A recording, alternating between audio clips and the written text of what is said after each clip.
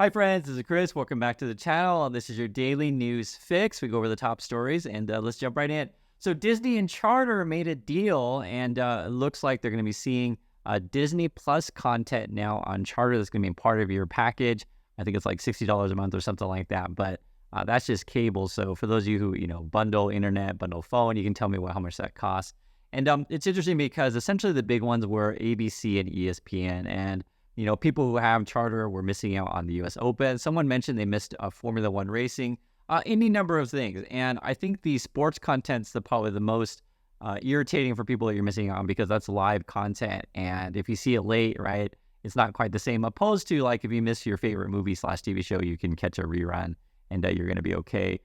The other thing I noticed with comments is that people are saying, yeah, I got Charter, but it's because I have only one choice, and I totally sympathize with that. I think that's a big problem. Some of these companies essentially have monopolies. It's been like that for a while, and you could talk about phone or internet. And hopefully things will change in the future. My personal opinion is go streaming, stick with streaming. You're going to have better choices. You can do whatever you like in terms of a la carte, and you may not necessarily have to pay for things that you don't want. So Disney and Charter made a deal. Also moving in the market, Tesla is jumping up. Last I checked, it was like 8% today. And you're like, okay, what's the news? Is there like a Cybertruck? Is there Elon, announced that he's selling a bazillion cars? Actually, the news is that Morgan Stanley wants you to buy Tesla stock. That's the news. So that's Wall Street. If you don't know, I just did a video recently on the random walk down Wall Street book.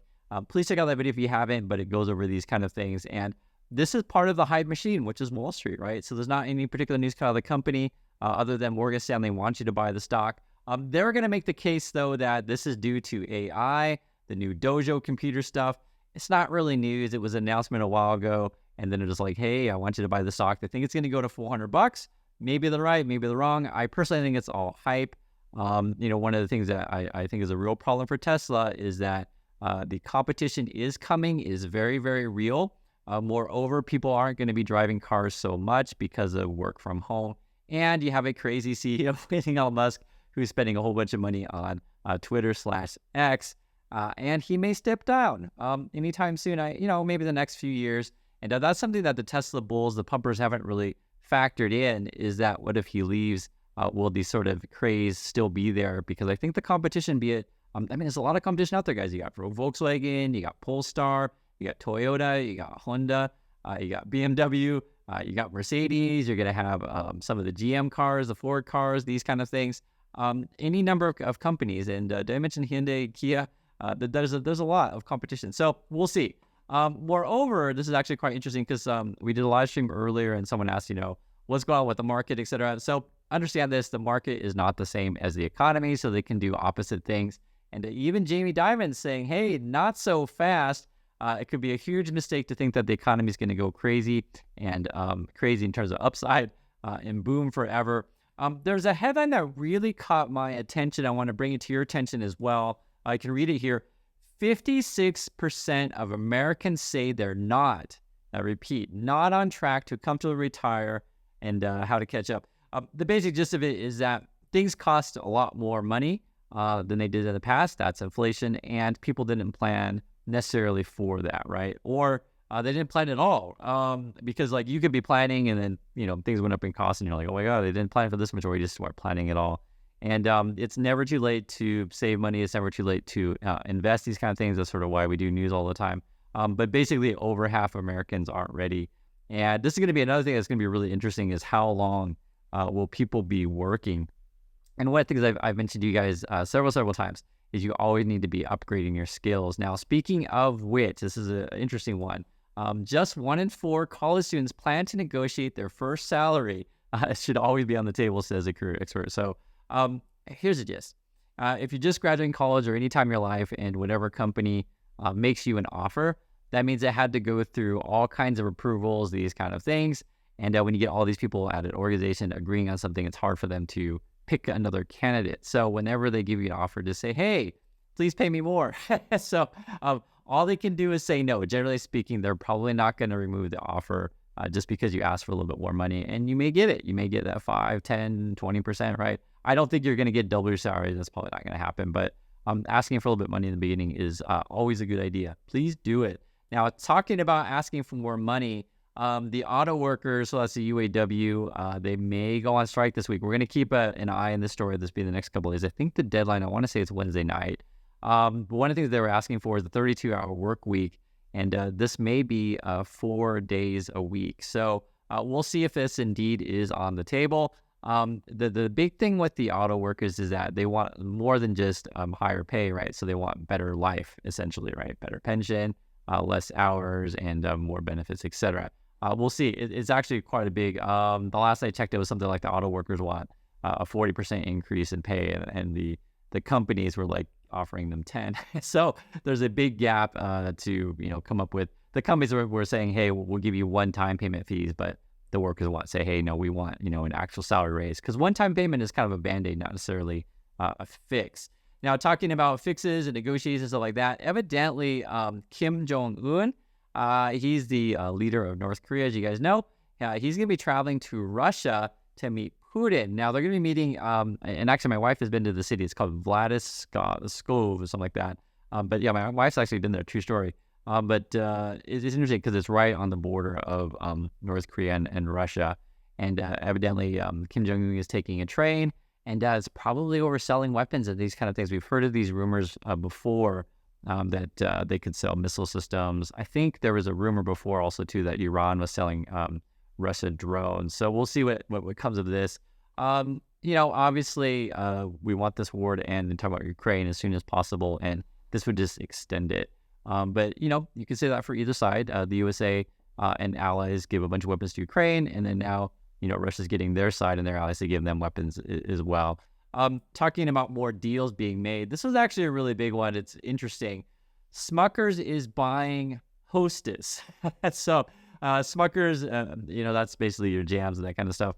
And then Hostess, they make Twinkies. And evidently, Wall Street wasn't too keen on this one, so the Smucker's took a hit. So generally speaking, Smucker's is not a bad stock/company. They always sell stuff.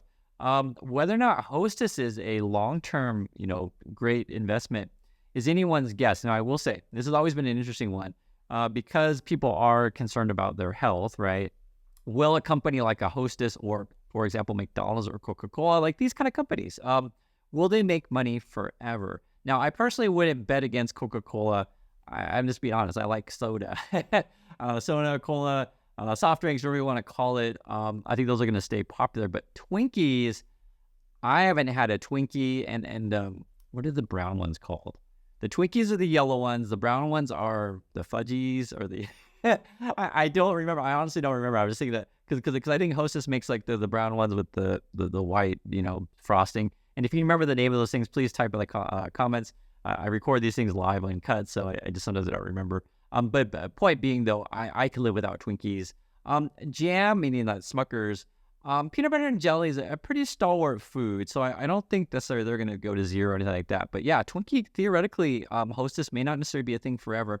They were popular when I was a kid, but I don't know about with kids today. If you have kids, please let me know. Would you, if you were a company, say Smucker's or a food company, maybe Pepsi or Coke or whatever, would you be buying Hostess? Do you think Twinkie is a stalwart among kids? I just don't have kids, so I don't know. Please let me know your thoughts. Also, speaking about health and these kind of things, this was a really interesting story. Wall Street Journal came out with this one and basically saying that insurance companies are overcharging you for generic drugs, and sometimes as much as 100 times, which is really crazy. So, basically, if they can buy it for 1 cent, they'll sell it to you for $1, right? That's the basic markups that you're talking about. Now, the markup isn't always that high. The headlines are going to be the extreme one. But if indeed that, more stories come out that the drug companies are basically, not so drug companies, the insurance companies are basically, gouging you and the drug companies, et cetera. And then there's some sort of regulation or people get ticked off by that, that would certainly hurt their profits. And there's always been rumors, and it's been like this for the last couple of years, that the government will step in and sort of like regulate profits on either insurance or drugs. But these people have so much money to buy off politicians, it doesn't necessarily happen. Now, also, too, another person who has money in this stuff is actually Warren Buffett. He's big on buying insurance stuff. it's interesting because people have commented on this before. I've seen it where insurance premiums are going up in places like Florida due to climate change. And the reason why I mentioned that one is like, say for example, there's a major flood, these kind of things that cost insurance money. Insurance companies quite a bit of money as well. So they're already having to deal with that. Like, because the basic gist of insurance, if you're a company, is you don't want to pay any money to anyone, right? And moreover, you want to overcharge to what you're giving people. So I think this is the big story, the drug one, and we'll keep an eye on that one. Also, too, this is actually going to be tomorrow. So Tuesday, this is saying that Google and the Justice Department have an antitrust thing going on. So the government will be possibly breaking up, talking about Google here. And there's actually a possibility that the government might break up Amazon. I mentioned that too before. The Amazon thing could come next month. Now, not saying the breakup would happen immediately, just the government may, bring their case. We'll see if they break up Google. So my personal opinion on a lot of these big companies is yes, they are too big, and there's been a problem for many, many years. And it depends how you look at it. So, and I'll tell you what I mean by this is that if you're in Silicon Valley, a lot of people, their dream is basically do some sort of startup and then just sell it to a big company like a Google, Amazon, Apple, these kind of things. And you can actually walk away with a pretty big payday. That's a real thing. The problem with this, of course, is that, if you have too few companies and essentially the big tech buying up all the little ones, it's just, the landscape is not great, right? And something that I think is fantastic in terms of USA culture is encouraging more small businesses. And if every small business's dream is to just sell it to the big company, it kind of, ruins essentially the marketplace. And it's kind of what you have with the charter thing, which we started with, say, Charter and Disney.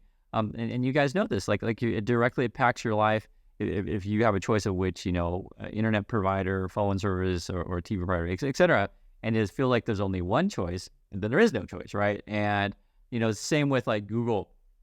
Are they indeed, doing practices to where like we all have to use their search engine because no one else has any shot at it, or everyone has to advertise on Google's, no one has any shot on it, et cetera. And the big one that they're also doing, and this is also Amazon and Google, is how do they do their algorithms? And I can just tell you guys honestly, I'm a very, very small YouTube channel. You guys know this. I do appreciate that I have a regular audience, and I'm happy you guys come back all the time. But I'm always like, how the heck does this algorithm work? Because, sometimes videos do really well, sometimes they don't. and I know the basics of the algo. I mean, I totally get it. I know the basics of it. That's just not hard to figure out. But in terms of like, content quality, these kind of things, it is kind of funny because my highest quality videos, I feel like, gee, that should be the one that, should be kind of pushed out to the masses, and the lower quality ones. And I don't want to mean to say that like some videos are like really terrible and some are like really good. Just ones that take a lot of effort and stuff like that. It's kind of unpredictable. And I'm just telling you the truth about this. And this is the algorithm thing. I actually see it in the numbers. You will see which videos are pushed by YouTube and which ones are not. It just shows up. It'll say like people found your video from YouTube recommendations, and it's an interesting thing. There's all kinds of stuff, and we'll never know necessarily exactly what goes on at Google/YouTube unless you work there. The Amazon one's a big one as well. If you search for, dog food, what comes up first?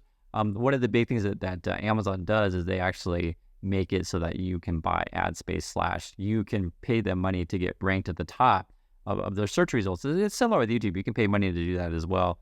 But the ultimate winner isn't necessarily you. It's obviously Amazon or Google. And so are these monopoly type practices that I'm talking with you about? Could be. One thing that I will say though is that despite these crazy things that happen in the world, please stay positive out there. And I always recommend it. I have a book just came out called Positive Angle, and if you like the channel, you like my content, I really encourage you to pick up a copy of my book. It really helps out, and I would love for you to take a look at the story, and I tell you everything. So I do appreciate everyone's time. Please share your thoughts, and I'll catch you next video.